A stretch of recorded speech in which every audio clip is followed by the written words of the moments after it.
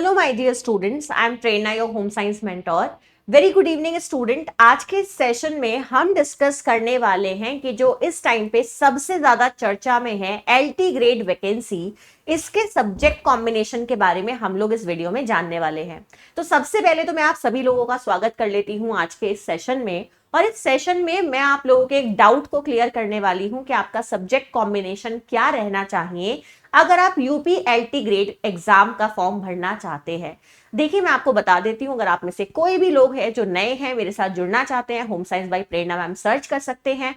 सबसे पहले आप लोग अड्डा 24/7 की मोबाइल एप्लीकेशन को प्ले स्टोर से डाउनलोड कर लीजिएगा, क्योंकि वहां पर आप लोग मेरे साथ जुड़ सकते हैं मेरी कम्युनिटी पर, जहां पे आपको डेली का जो क्वेश्चन है वो पोस्ट किया जाता है आपके एग्जाम से रिलेटेड, और आपको उसका आंसर देना होता है। कम्युनिटी पर आपको बाकी पीडीएफ नोट्स और जानकारी भी मिलती रहेगी। तो टाइम टू टाइम आप लोगों के लिए जो भी ऑफर्स रहेंगे, अपडेशन रहेगा, वो आपको कम्युनिटी पर और टेलीग्राम पे मिलता रहेगा।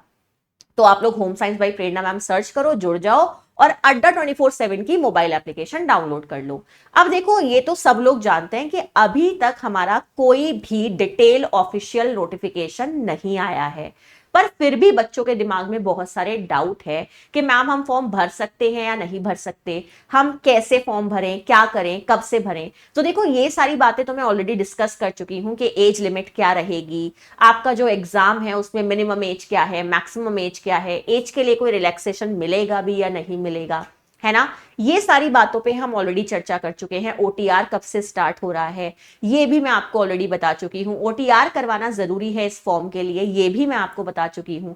तो देखो, पहले तो ये जान लो कि ये भर्ती रहने वाली है एक बड़ी भर्ती। बड़ी भर्ती इन द सेंस ऐसा नहीं है कि बहुत ज्यादा नंबर ऑफ वैकेंसीज होंगे। नंबर ऑफ वैकेंसीज कितने होंगे ये हमें ऑलरेडी बता दिया गया है, लगभग 7466 या 7644 ऐसी हमारी लगभग 7,500 के आसपास हमारी वैकेंसीज रहने वाली है। इसमें पुरुष वर्ग के लिए अलग भर्ती है, महिला वर्ग के लिए अलग भर्ती है। और अगर हम महिला वर्ग की बात करें तो महिला वर्ग में लगभग 2525 के आसपास कुछ वैकेंसी रहेंगी जो महिला वर्ग के लिए रहेंगी।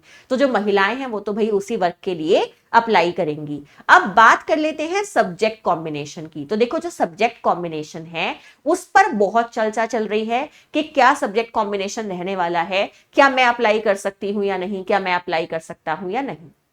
तो यहां पे मैं आपको एक इंपॉर्टेंट बात बता देती हूं। एक तो ये बता देती हूं कि एग्जाम का पैटर्न क्या रहेगा, क्योंकि इस पर बहुत विवाद है। और एक ये बता देती हूं कि आपके लिए जो सब्जेक्ट कॉम्बिनेशन है वो क्या रिक्वायर्ड होगा। ओके, तो चलिए ध्यान से देख लीजिएगा। ये जो नोटिफिकेशन है ये 2018 वाला है। इसी के बेसिस पर जो हमारी सब्जेक्ट कॉम्बिनेशन है वो हम डिस्कस करेंगे। अगर इसमें कोई भी बदलाव होता है तो वो हमें 28 तारीख को ही पता चल पाएगा, जब हमारा डिटेल नोटिफिकेशन आ जाएगा। तो पिक्चर क्लियर तभी होगी, अभी सिर्फ एक अंदाजन हम बात कर सकते हैं, ठीक है ना। तो चलिए आगे बढ़ते जाएंगे और अभी हम देखेंगे, जब हमें सब्जेक्ट कॉम्बिनेशन के बारे में कॉलम मिलेगा तो मैं आपको प्रॉपर दिखाऊंगी यहां पे कि आपका सब्जेक्ट कॉम्बिनेशन क्या रहेगा। और अगर मैं आपको बताऊं स्टूडेंट्स, तो हर डिटेल जानकारी इस एग्जाम से रिलेटेड मैं आपके लिए लेकर आ रही हूं।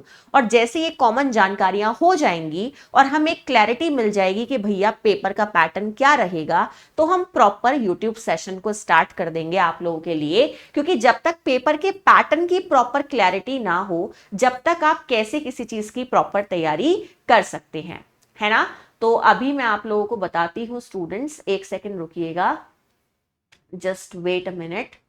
आपके सब्जेक्ट कॉम्बिनेशन के लिए मैं आपको सोच रही हूं कि दिखा दूं, एक बार दिखा दूंगी तो आप लोगों को ज्यादा फायदा रहेगा, है ना। ओके, चलिए, इस वाली फाइल में वो नहीं है, पर मैं आपको बता देती हूं। देखिए स्टूडेंट्स, अगर हम बात करते हैं सब्जेक्ट कॉम्बिनेशन की, तो सब्जेक्ट कॉम्बिनेशन का क्या फंडा है अब वो समझ लीजिएगा।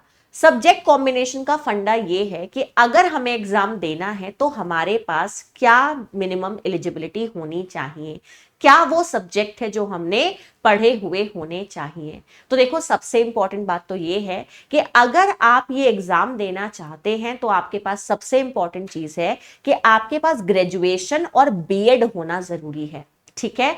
ग्रेजुएशन के बारे में अगर हम बात करें तो आपके दिमाग में डाउट हो सकता है, जैसे कि मैम मेरे पास होम साइंस तीनों सालों में होना चाहिए या नहीं? क्या मेरे पास 2 साल में होम साइंस है तो ही मैं अप्लाई कर सकती हूं या नहीं? तो मैं आपको ऐसे क्वेश्चन का आंसर दे दूं कि आपने अगर 2 साल भी अपने तीनों सालों की ग्रेजुएशन में से 2 साल भी अगर आपने होम साइंस पढ़ा है तो भी आप इस फॉर्म को भर सकते हो। ऐसा भी कुछ नहीं है कि अगर आपके पास बीएड में टीचिंग सब्जेक्ट होम साइंस नहीं था तो आप इसे नहीं भर सकते, ऐसा बिल्कुल नहीं है। अगर आपके पास बीएड में टीचिंग सब्जेक्ट कोई सा भी है तब भी आप इसके लिए भर सकते हैं। आपने 3 सालों में से अगर 2 साल भी अपना होम साइंस पढ़ा है तो भी आप इसको भर सकते हैं। ओके, तो इंपॉर्टेंट पॉइंट क्या है स्टूडेंट कि अगर आपको ये एग्जाम देना है तो इस एग्जाम को देने के लिए जो आपके पास एक बेसिक चीज है वो क्या होनी चाहिए? आपके पास ग्रेजुएशन और बीएड होना चाहिए। ग्रेजुएशन में आपके पास अगर 2 सालों में होम साइंस रहा है तो भी चलेगा, 3 सालों में रहा है तो भी चलेगा, मतलब 3 ईयर वाला ग्रेजुएशन कोर्स आपका होना ही चाहिए, चाहे आपने बीएससी किया हो, चाहे आपने बीए किया हो। और एक बात और बता देती हूं, ऐसे ही सेम आपका बीएड भी मैंने क्लियर कर दिया कि बीएड में अगर आपके पास टीचिंग सब्जेक्ट होम साइंस नहीं भी रहा है तब भी आप इस भर्ती के लिए अप्लाई कर सकते हैं, क्योंकि ये क्वेश्चन बहुत सारे लोगों के दिमाग में रहेगा कि अगर मेरे पास बीएड में टीचिंग सब्जेक्ट नहीं है तो क्या मैं अप्लाई कर सकती हूं या नहीं? कर सकते हो भैया, कहीं भी ऐसा लिखा हुआ नहीं है कि भाई teaching subject home science BEd में होना जरूरी है, नहीं भी है तो भी चलेगा। ओके, अब एक बात और आ जाती है कि देखिए आपके पास जैसे मान लीजिएगा होम साइंस में ग्रेजुएशन नहीं है, आपने डोमेस्टिक साइंस में कर रखी है या फिर आपने होम इकोनॉमिक्स में कर रखी है, तो कई बार ऐसे सब्जेक्ट्स को भी यहां पर मौका दे दिया जाता है। तो ऐसा ना समझे वो स्टूडेंट जिन्होंने होम इकोनॉमिक्स या डोमेस्टिक साइंस में कर रखा है कि हम नहीं भर सकते, वो भी भर सकते हैं। कुल मिला के आपके पास गृह विज्ञान होना चाहिए, चाहे वो आपने 2 सालों में पढ़ा हो या 3 सालों में पढ़ा हो, आपके पास ग्रेजुएशन होनी चाहिए होम साइंस में, उसकी डिग्री आपके पास होनी चाहिए। और बीएड में आपका टीचिंग सब्जेक्ट कुछ भी हो वो मैटर नहीं करता, तब भी आप फॉर्म भर सकते हैं। अब एक बात मैं आपको और बता देती हूँ स्टूडेंट्स, जो आपको पता होनी चाहिए कि इस एग्जाम का जो पैटर्न है वो कैसा रहेगा। ठीक है, अगर आप एग्जाम के पैटर्न की बात करते हैं तो उसको लेकर भी क्लैरिटी होनी जरूरी है, और वो क्लैरिटी क्या है अब समझ लीजिए। अभी मैं पिछला पैटर्न भी बताऊंगी और जो अब की बार पॉसिबल है वो भी बताऊंगी। देखो, अगर हम बात करते हैं अपने पिछले पैटर्न की, यानी कि जब 2018 में ये एग्जाम हुआ था तो इस एग्जाम का सिर्फ एक पेपर होता था।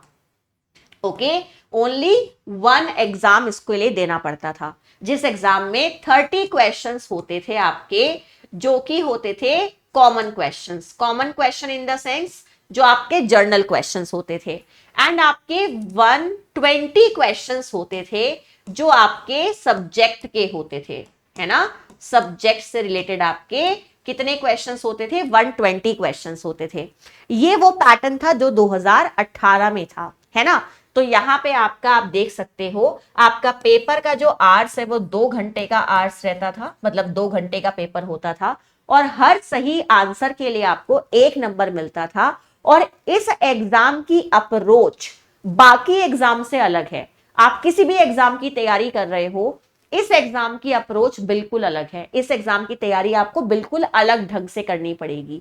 उसका रीजन क्या है? उसका रीजन ये है कि इस एग्जाम में 1/4 की नहीं 1/3 की नेगेटिव मार्किंग है, जो कि एक बहुत बड़ी नेगेटिव मार्किंग होती है। यानी कि इस एग्जाम में गलती करने का स्कोप नहीं है। आप बाकी कोई भी एग्जाम देते हैं, वहां पे पेपर अगर डिफिकल्टी लेवल से देखोगे तो बहुत डिफिकल्ट होता है। लाइक यूजीसी नेट का एग्जाम है, बहुत ज्यादा डिफिकल्ट होता है, पर वहां नेगेटिव मार्किंग नहीं है, तो आप तुक्के भी लगा सकते हो। पर इस एग्जाम में एक क्वेश्चन गलत करने की भी गुंजाइश नहीं होती, क्योंकि यहाँ 1/3 की नेगेटिव मार्किंग है। तो इस एग्जाम के लिए आपकी अप्रोच बिल्कुल अलग होनी चाहिए अगर आप इस एग्जाम की तैयारी कर रहे हैं तो।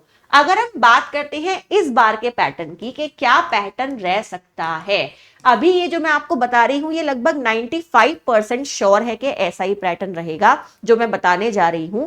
और इसमें क्या पुख्ता रहेगा, क्या सॉलिड रहेगा, वो 28 तारीख को पता चलेगा। तो अभी जो ये पेपर का पैटर्न सुनने में आ रहा है वो प्री और मेंस वाला सुनने के लिए आ रहा है कि प्री में आपको वैसे ही या तो 30 क्वेश्चन जर्नल और आपके 120 क्वेश्चन सब्जेक्ट से देखने के लिए मिल सकते हैं, या फिर ये रेशो हो सकता है 40 और 80 का, कि आपको क्वेश्चन 40 जर्नल और 80 देखने के लिए मिल सकते हैं सब्जेक्ट वाले। तो दोनों में से किसी भी पैटर्न पे हो सकता है आपका प्री का एग्जाम। प्री का एग्जाम क्यों होगा? जिससे छटनी हो सके, स्टूडेंट को छांटा जा सके, तो इसके लिए आपका क्या होगा? प्री एग्जाम होगा। जो बच्चे प्री में छट जाएंगे वो बच्चे मेंस का एग्जाम देंगे, और 95% चांसेस हैं कि जो मेंस का एग्जाम होगा वो डिस्क्रिप्टिव होगा, वहां पे आपको प्रॉपर लिखना पड़ेगा, और जो डिस्क्रिप्टिव आप देंगे स्टूडेंट, वहां पे आपको प्रॉपर थियरी वाले क्वेश्चन लिखने पड़ेंगे, और हो सकता है आपके लिए उसमें हिंदी का निबंध भी ऐड हो जाए, तो ऐसे चांसेस काफी ज्यादा बन रहे हैं। तो ये आपका रहेगा इस बार का एग्जाम पैटर्न, और इसमें और क्लियर होगी पिक्चर 28 तारीख को। तो आई होप, मुझे लगता है कि आपको इस सेशन से आपके काफी सारे क्वेश्चन के आंसर मिल गए होंगे। अब आ जाती है एक इंपॉर्टेंट बात कि बहुत सारे बच्चों के दिमाग में एक क्वेश्चन चल रहा था, मैम आपकी यूट्यूब क्लास होगी या नहीं होगी एलटी ग्रेड के लिए, बैच आएगा या नहीं आएगा। तो मैं आपको बता देती हूं कि एलटी ग्रेड के लिए स्टोर पे बैच आ गया है, खरीद लो, क्योंकि बहुत जल्दी क्लास स्टार्ट होने वाली है, और यूट्यूब पर तो छोटे छोटे सेशन चल ही रहे हैं। जैसे ही डिटेल नोटिफिकेशन आता है हम फुल फ्लैश में तैयारी करना स्टार्ट कर देंगे। सर्च कर लीजिएगा अड्डा 24/7 एंड आप सर्च कीजिए फर्स्ट वाले लिंक पर, जाइएगा, यहां पे जाइएगा टीचिंग एग्जाम्स की कैटेगरी पे, सबसे ऊपर आ रहा है यूपीएलटी ग्रेड, एंड यूपीएलटी ग्रेड में आपको मोर ऑफर पे क्लिक करना है। आप देख सकते हैं डिफरेंट टीचर्स के बैच आपको देखने के लिए मिल रहे हैं संगम के नाम से। ये मेरा बैच है जो कि फाउंडेशन बैच है, इसमें आपको पूरे जर्नल सेक्शन की भी तैयारी कराई जाएगी और होम साइंस की भी तैयारी कराई जाएगी।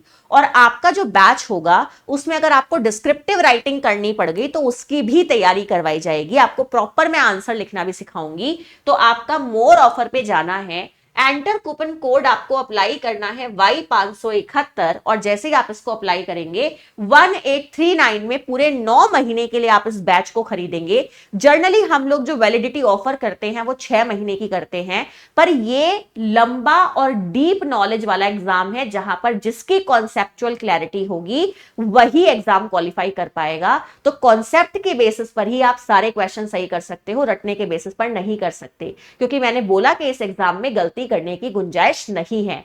और कोई अगर ये सोच रहा है कि मैं सिर्फ एमसीक्यू प्रैक्टिस करके काम चला लूंगा, तो भैया जब मेंस में डिस्क्रिप्टिव करना पड़ेगा तो कहां से नॉलेज लाओगे?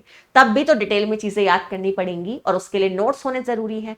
तो ये बैच आपके लिए रामबाण बन सकता है। 9 महीने आपका ये बैच चलेगा, और आपकी जो क्लासेस है वो आपको धमाकेदार दी जाएंगी, जहां पर आपको पूरे प्रिंटेबल नोट्स दिए जाएंगे जिनका आप प्रिंट आउट निकलवा के पढ़ सकते हो। और यहां तक कि आप लोगों को डिस्क्रिप्टिव आंसर राइटिंग के मैं सैंपल क्वेश्चंस भी दूंगी, जिनमें प्रॉपर आंसर लिखे हुए दिखाऊंगी कि कैसे किस क्वेश्चन का आंसर करना है।